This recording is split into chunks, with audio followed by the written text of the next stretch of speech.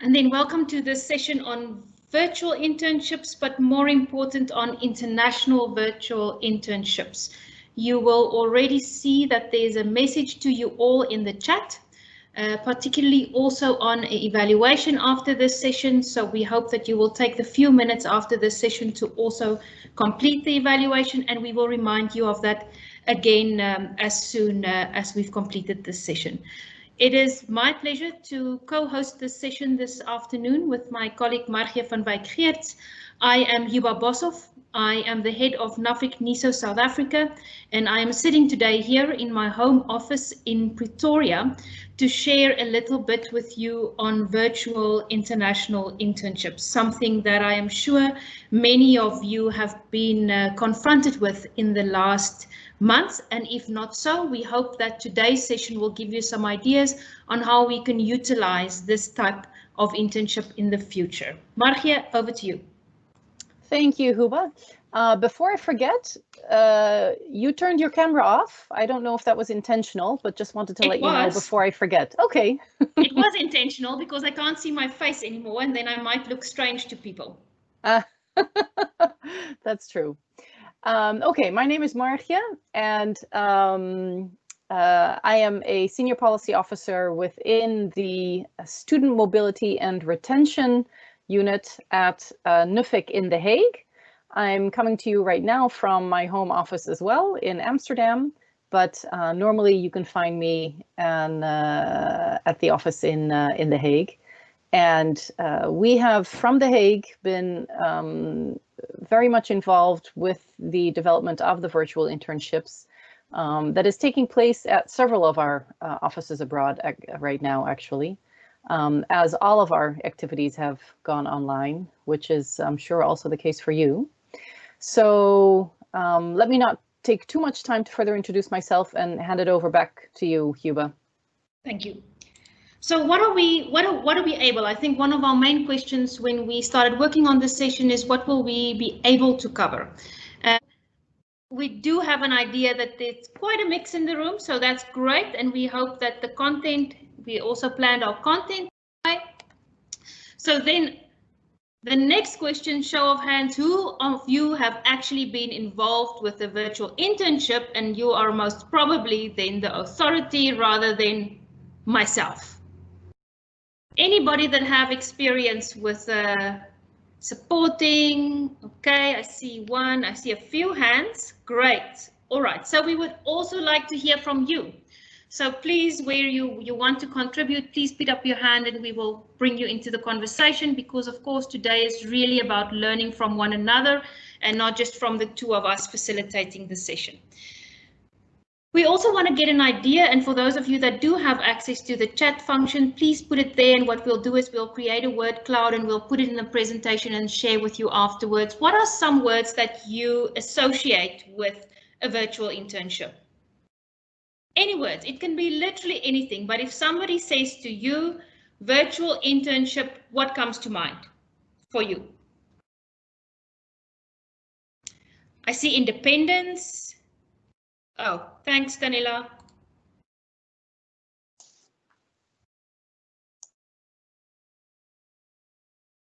The entire world, yes, true. The new reality, I like that. I feel we need to engage with that more. Reality. Wi-Fi struggles. No, it's real, it's real. Also when working with different parts of the world. Time zones, yes. Inclusion, a very important topic when we talk about virtual collaboration and digitalization. Distance, important one. Great. All right, so we definitely see some themes emerging and things that we will also address. Working from home internationally, yes, maybe this is what we are busy with. Margje, with this context, can I hand over with you to contextualize this a little bit more? Thank you, Huba. Thank you so much.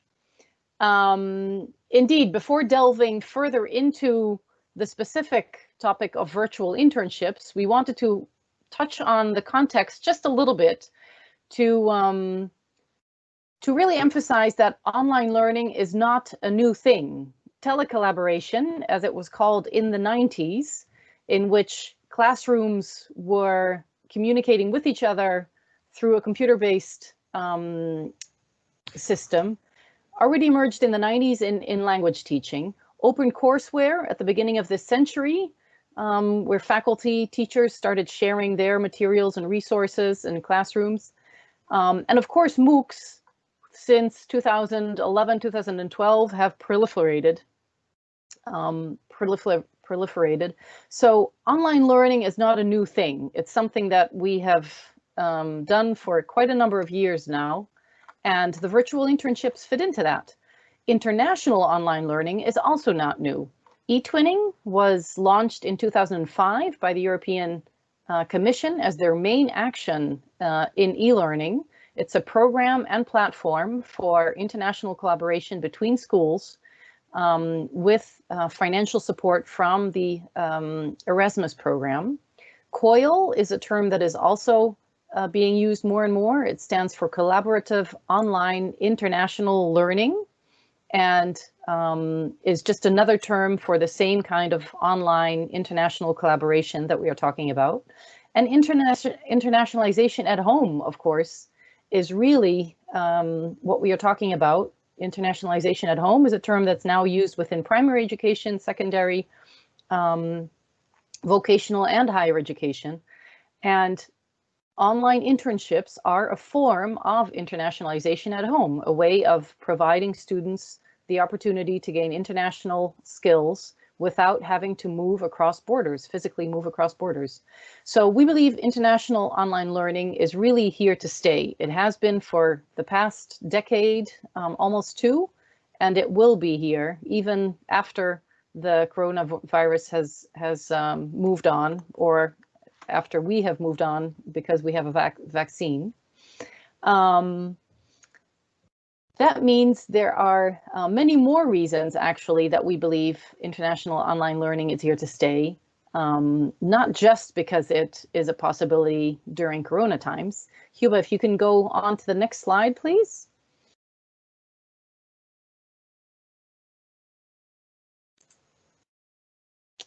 Thank you. Obviously, online international internships create an international learning experience when international travel is impossible. That's not just the case during our times right now, because international travel is impossible due to Corona. It's also the case for students with disabilities, for instance. We know that students with disabilities, we know that students from first generation, students with a migration background participate less in study abroad experiences. The percentage of students from various backgrounds differs, and the opportunity of an online international internship presents opportunities for those who are not so willing or able to travel. So it increases the diversity and inclusion of our international activities, these online possibilities. In addition to that, there's the issue of sustainability.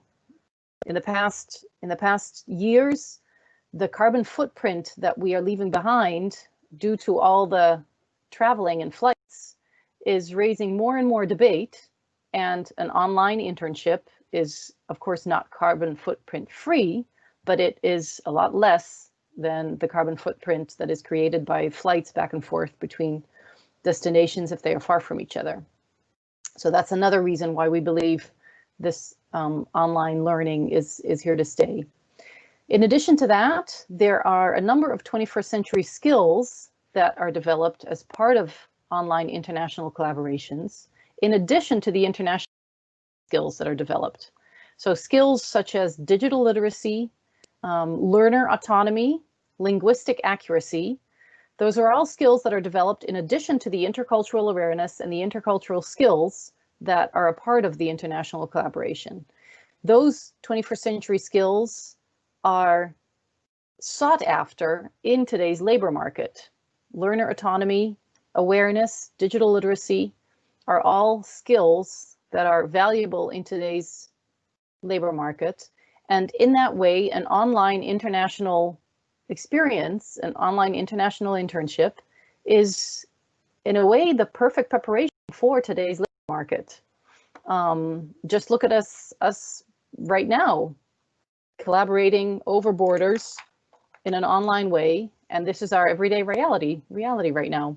We do believe this is here to stay and presents these additional opportunities, even if we did not fully recognize them maybe until the coronavirus hit and we were all forced to pursue this in a much more wide-scale fashion than we had. But like we said when we started, this is not new, it has been around, and it has simply been boosted in the past 9 months, but it will be here for some time to come. Thank you, Huba. I'll hand it back to you now. Thank you very much, Margje. Yes, and what you've said also really resonates with what our audience have indicated as words that really reminisce with them when we talk about virtual internships. So in a perfect world, we will have an opportunity to structure a virtual internship with maybe a preparatory phase, actual internship, and then post-internship. And each of these phases, as you can see, we highlighted some activities and some aspects that could be included in this perfect world. For example, spending a really lot of time on briefing the students for what they can expect, particularly looking at cultural training. And you can even consider including training as a pre-phase for the internship. Also really working closely, and we saw the importance of that when we also hosted virtual internships in our office here in Niso, South Africa, on how do you prepare the host? What is expected from them? And then during the internship, creating those moments of connecting and of reflection that then again feeds into a post phase. But we also know that reality hits, and that although we might have this very nicely set out in terms of preparatory phase, during the internship and post-internship, there's reality. And that the reality most often looks like this. There's never enough time to do all of these phases. There are many other competing needs. Students have families, they have other responsibilities, they might be working, and that they cannot spend so much time on one learning outcome only. We also have natural disasters. Some of you might recall a number of years we had an explosion and flights were grounded and people could not fly anywhere. So that is also a challenge. And then of course some professions have different requirements. So that we see, and we'll make a reference to that again, but that some professions don't lean towards having a virtual internship as what we would deem then being a successful learning experience. So what then could be some of the conditions to success? And looking at some of the literature and the experience also shared by our colleagues in other offices and dealing with other organizations that have offered these virtual internships, we believe that there are two main features or conditions for success. And the first is that when we work in a virtual way, it really has to be even more structured than when we have physical mobility. And why do we say that? The reason for that is that, as you can imagine, if we have an international experience where a student would actually, let me use South Africa as an example, travel to South Africa, a lot of what they will learn will be coincidental. We want that. We want that experience of being exposed to a culture, but it might mean that they in the virtual will not get that. So really, how do you plan that? How do you structure it? How do you make this intentional is a condition for success. And the other aspect is what we deem the triangle of coordination. How do you make sure that the institution, the student, and the placement are all on the same page throughout this process? And it has to do with content. We already mentioned the professions, and I think what is really important, and we discussed it last week with other colleagues that also work more in the MBO sector, is that you have to, before you consider a virtual internship, decide whether a virtual internship will actually reach the outcomes. And of course, we have now all been put in this situation where we have to make it work, but there will be a post-COVID. And then to really see what do we take forward from this, what is the learning for us as practitioners as well, and what do we take forward. And there we might find that different models work. You might want to break up the internship into smaller components to deal with various aspects, and make sure that those processes are also very clear. I think what we found in experience is also that it's super important that the expectations are clear. For an intern that had the expectation that they will go to another country, they need to understand that they might not experience the same things. You know, it won't be the same smells. I always think of an actual mobility of all of the senses. And maybe one day, maybe we'll give you a little bit of a teaser, maybe one day we'll get there of having all of those senses aware in the virtual as well, but I don't think we are there. Then the other very important aspect is the international competence development, and I want to take you through a model that we've developed at NUFIC and which we've also shared with you at the end as a resource that you can use. Because really, in an international virtual placement, this is key, the international competence. So there are three aspects. The first is the intercultural competence. We've all worked with it. You know, you are very aware of it. But what is it that we are actually going to share? So one important aspect is just the ability to work in English. So I think for many of you, English is not your first language. It's also not my first language. And when I started working in the international context, this is something that I really had to learn. And I think it's something that for our students is very crucial also when we think of a global workplace, which we are fast heading to.